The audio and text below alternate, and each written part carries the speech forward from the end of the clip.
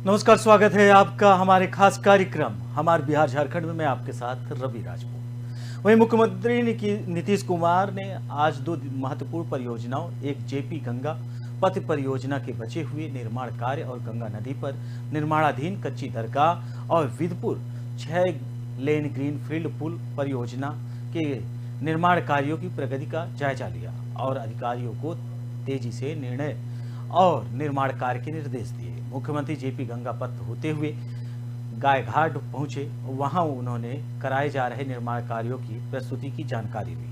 पथ निर्माण विभाग के अपर मुख्य सचिव श्री प्रत्यय अमृत्य ने बताया कि जेपी गंगा पथ का गायघाट तक निर्माण कार्य जून माह तक पूर्ण हो जाएगा।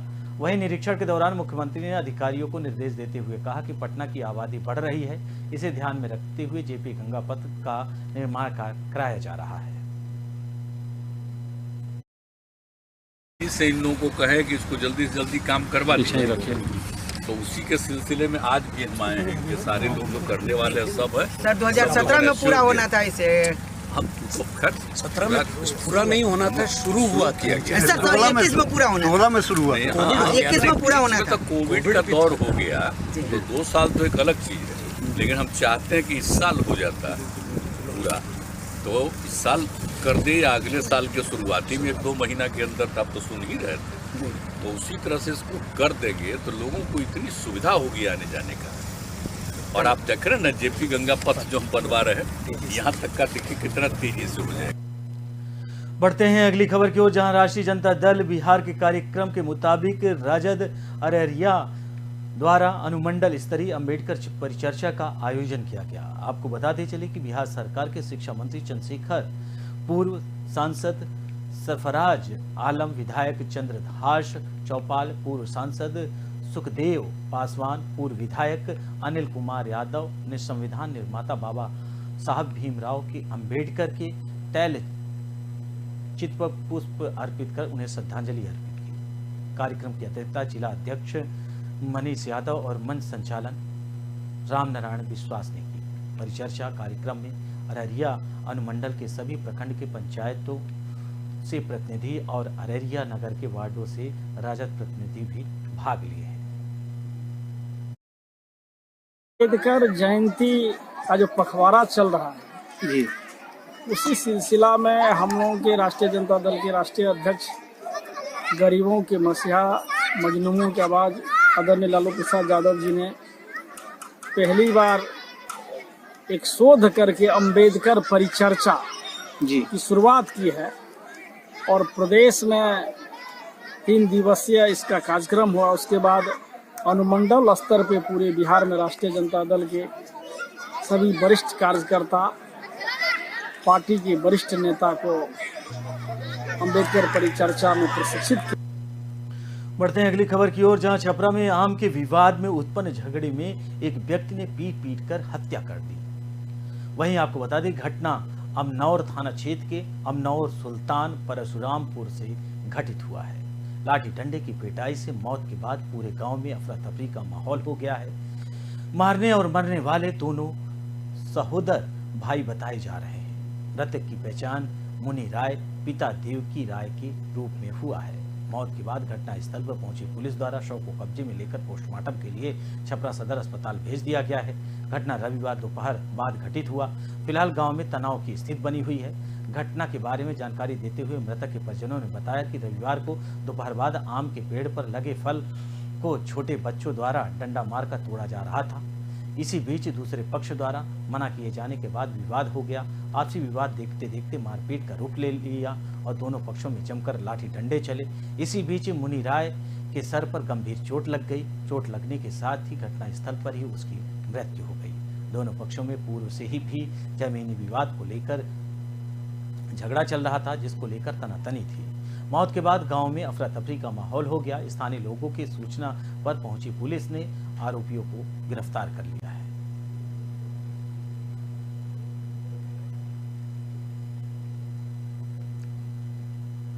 वहीं छपरा बनियापुर प्रखंड स्थित धनाव गांव में जय दुर्गे मंदिर के प्रांगण में चल रहे 9 दिवसीय श्री श्री हनुमंत महायज्ञ, जिसमें लगातार हर दल के राजनेता संतों से आशीर्वाद लेने पहुंच रहे हैं। इसी कड़ी में आज कांग्रेस के वरिष्ठ नेता और महाराजगंज के विधायक विजय शंकर दुबे भी पहुंचे। पहले उन्होंने यज्ञ स्थल का निरीक्षण कर पूजा अर्चना की और फिर संतों से आशीर्वाद लिया। वहीं पत्रकारों से बात करते हुए कांग्रेस विधायक दुबे ने कहा कि सनातन धर्म सभी धर्मों से ऊपर है। आज हमारा देश खंडित नहीं हुआ होता तो कोई राजनेताओं का योगदान नहीं होता। ये साधु संतों की कोई रोके, असाधु संत किसी के रोकने से रुकने वाले भी नहीं, कोई नहीं रोक सकता। लेकिन तेज प्रताप जी तो बोले हैं कि हम धीरेन्द्र शास्त्री जी का घेराव करेंगे एयरपोर्ट पर। नहीं सब कोई एक आदमी कहता है, वो उसका अपनी सोच हो सकता है, लेकिन ऐसे साधु संतों की को रोका जाना, उनके मार्ग में खलल डालना मूर्खता के। बढ़ते हैं अगली खबर की ओर, जहां बिहार के गया में पाल गेस्ट हाउस के संचालक को अपराधियों ने गोली मार दी। पल्सर सवार अपराधियों द्वारा इस तरह की घटना को अंजाम दिया गया। फरार हो गए अपराधी उसके बाद, हालांकि दोनों गोली जांग के पास लगी और घायलों को मगध मेडिकल कॉलेज शाह अस्पताल में भर्ती कराया गया। जानकारी के मुताबिक स्टेशन रोड पर में रहे पाल गेस्ट हाउस के संचालक चंदन दुबे बोध गया से गया बाइक से लौट रहे थे। इसी कड़ी में पहाड़पुर रोड नंबर 3 के पास पल्सर सवार अपराधियों ने गोली चलानी शुरू कर दी। 2 गोली जांग के समीप लगते हुए निकल गई। दोनों गोली मारने के बाद पल्सर सवार अपराधी भागने में कामयाब हो गए। वहीं घटना की जानकारी के बाद मगध मेडिकल थाना की पुलिस पहुंची और मामले की छानबीन में जुट गई।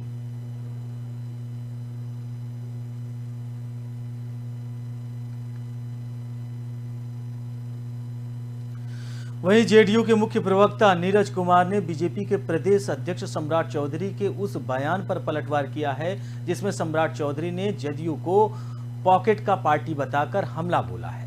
नीरज कुमार ने कहा कि जिस राजनीतिक दल को बीजेपी के प्रदेश अध्यक्ष पॉकेट की पार्टी बता रहे हैं, उसने बीते 2015 के चुनाव में राम नाम का चादर ओढ़ के बीजेपी को धूल चटा दिया था।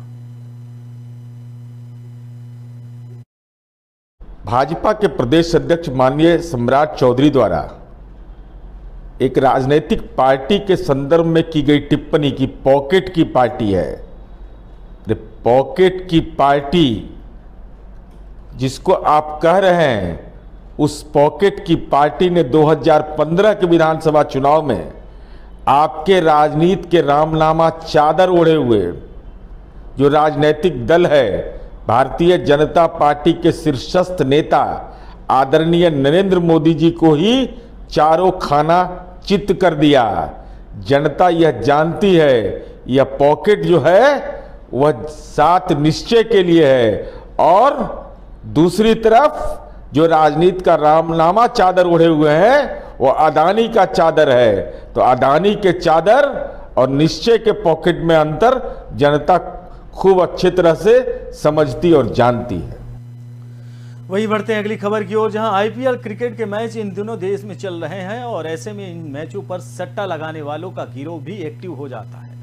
इसी कड़ी में कटिहार पुलिस ने सट्टेबाजी का मास्टरमाइंड समेत 5 अंतरराष्ट्रीय और सट्टेबाज को गिरफ्तार किया है। दरअसल इस साल के आईपीएल क्रिकेट मैच में सट्टेबाजी करते बिहार और झारखंड में कटिहार से गिरफ्तारी का यह पहला मामला है।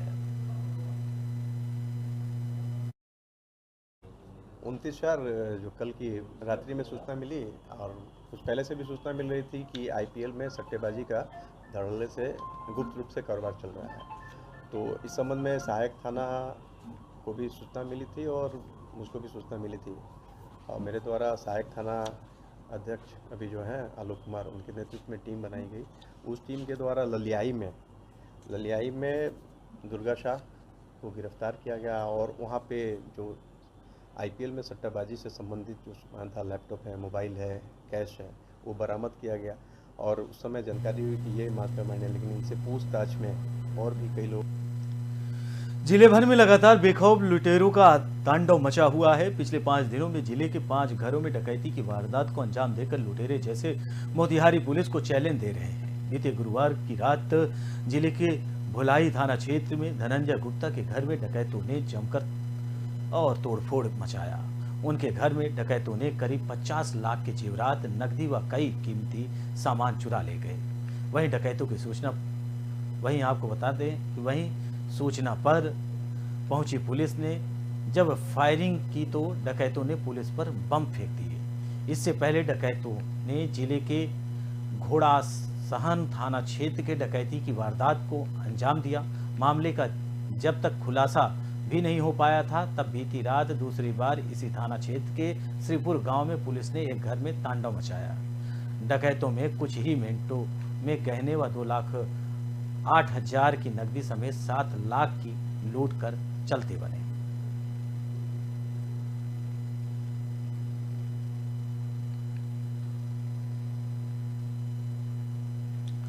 वहीं माई समीकरण के बाद अब राजद दलित महफिलों को अपने पक्ष में जोड़ने के ख्याल से पार्टी के राष्ट्रीय अध्यक्ष लालू प्रसाद यादव के आह्वान पर पार्टी द्वारा अम्बेडकर परिचर्चा कार्यक्रम चलाया जा रहा है। पार्टी के नवनियुक्त जिला अध्यक्ष और कल्याणपुर विधायक मनोज यादव के नेतृत्व में इस कार्यक्रम का आयोजन शहर के एक निजी होटल में कराया गया, जिसमें मुख्य अतिथि के तौर पर बिहार सरकार के विधि मंत्री डॉक्टर शमीम अहमद और महिला प्रकोष्ठ के प्रदेश अध्यक्ष ऋतु जायसवाल, प्रदेश उपाध्यक्ष विनोद श्रीवास्तव ने भाग लिया।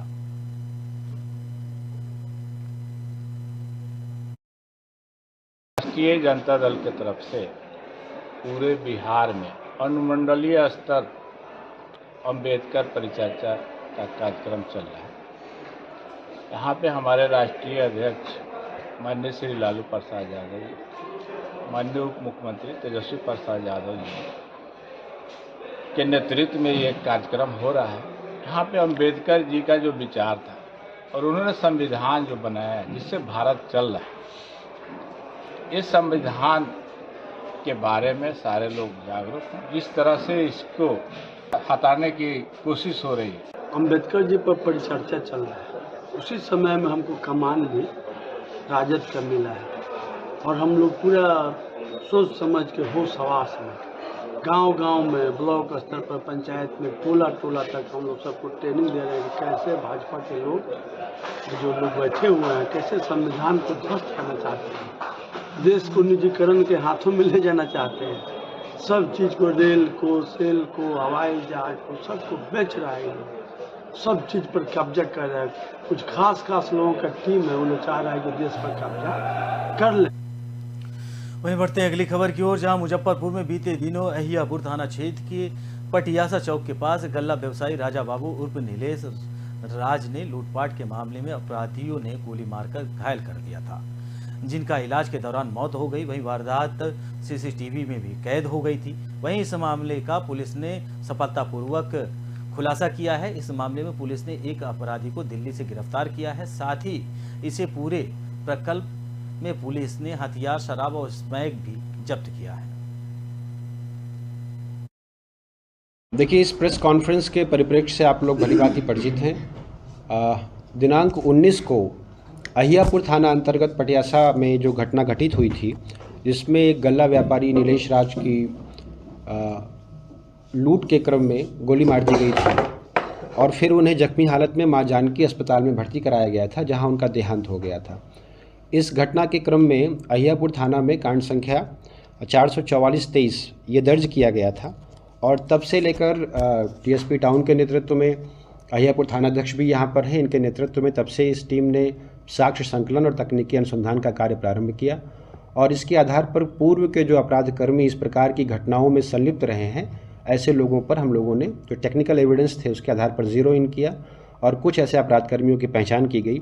पूछताछ के लिए विशाल पांडे पिता राजेश पांडे हैं, ये अहियापुर थाना अंतर्गत बखरी टर्मा के रहने वाले हैं। इनको नई दिल्ली में संगम विहार से लाया गया था पूछताछ के आधार पर। प्रारंभिक पूछताछ के आधार पर बहुत सारी बातें सामने नहीं आ पाई और फिर इनको हम लोगों ने पीआर पर रिलीज़ किया, पर फिर जो टेक्निकल एविडेंस आए उनके आधार पर हम लोगों ने। वहीं असम से केदारनाथ जाने के दौरान गरीबनाथ मंदिर पहुंचकर बाबा से आशीर्वाद लिए। वे 45 दिनों में असम से केदारनाथ की यात्रा पर पूरी करेंगे। असम के जोरहट से त्रवासी सैकिया, सचिन सैकिया और चिरंजीव बोरा पहुंचे थे। उन्होंने बताया कि वो असम से पश्चिम बंगाल, बिहार, यूपी होते हुए उत्तराखंड के केदारनाथ धाम पहुंचेंगे। इस दौरान 5 राज्यों के प्रमुख मंदिर के दर्शन पूजन करते आ रहे हैं। पंडित अमित तिवारी ने माला पहनाकर आशीर्वाद दिया। बाबा गरीबनाथ धाम मंदिर के प्रधान पुजारी व प्रशासक पंडित विनय पाठक ने सभी को माला पहनाकर सफल आशीर्वाद दिया। वहीं भाजपा नेता प्रभात कुमार संत और अमरनाथ पंडित चंदन और साकेत शुभम आदि लोग मौजूद रहे।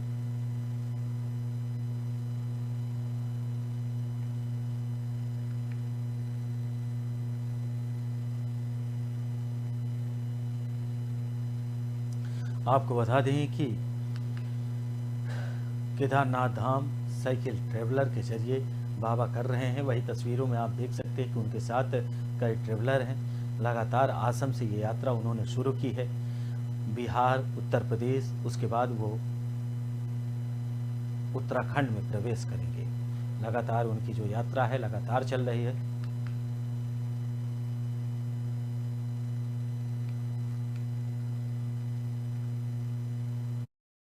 हम लोग आसाम के जोरहट से हैं। कहाँ जा रहे हैं? केदारनाथ, उत्तराखंड।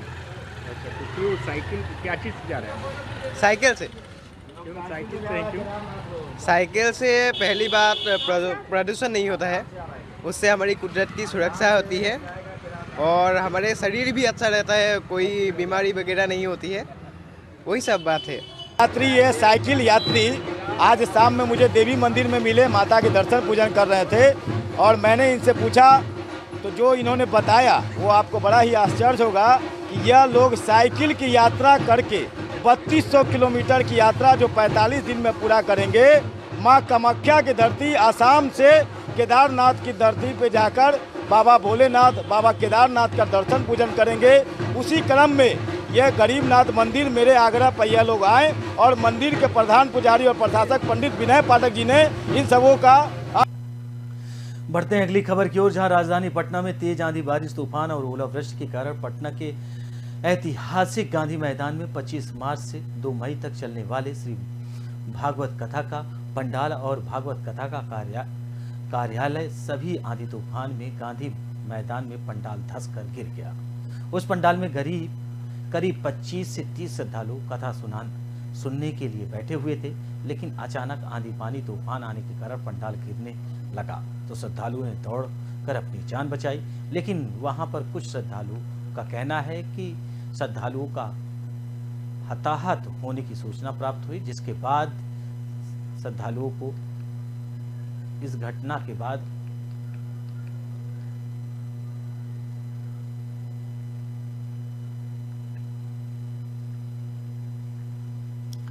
वहीं सरकार लाख दावे कर ले, लेकिन बिहार में शराबबंदी को ठेंगा दिखाते हुए शराब माफिया शराब की तस्करी करने में जुटे हुए हैं। ताजा मामला पूर्णिया जिले के सीसाबाड़ी क्षेत्र का है, जहां पहले सुबह करीब 3:30 पर नेपाली शराब के ट्रेटा पैक के साथ बियर के कार्टून में बड़ा कंटेनर अनियंत्रित होकर पलट गया।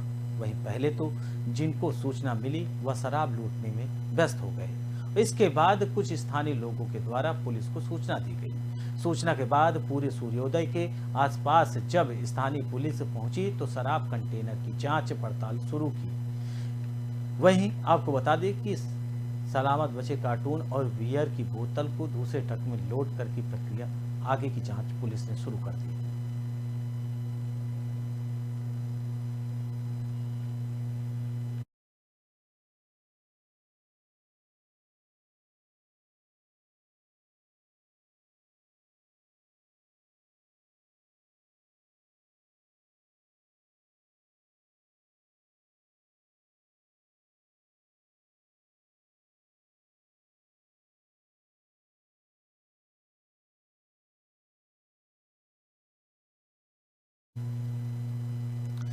भागलपुर में कांग्रेस विधायक दल के नेता अजीत शर्मा के द्वारा प्रधानमंत्री नरेंद्र मोदी को लेकर विवादित बयान दिया गया है। जिसमें पुलवामा हमले में शहीद हुए सैनिकों की हत्या करवाने का आरोप सहित इस बार फिर से चुनाव के पहले सैनिकों की हत्या करवाने और देश में दंगा करवाने का आरोप लगाया है, जिस पर बीजेपी के राष्ट्रीय प्रवक्ता सैयद शहनवाज हुसैन ने कड़ी प्रतिक्रिया दी है।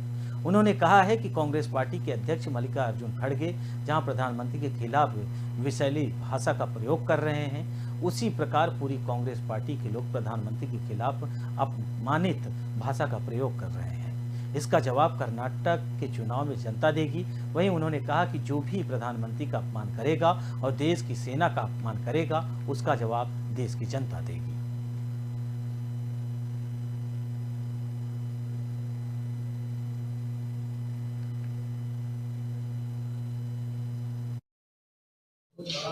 देखिए, कांग्रेस के नेता बहुत विषैला बोल रहे हैं।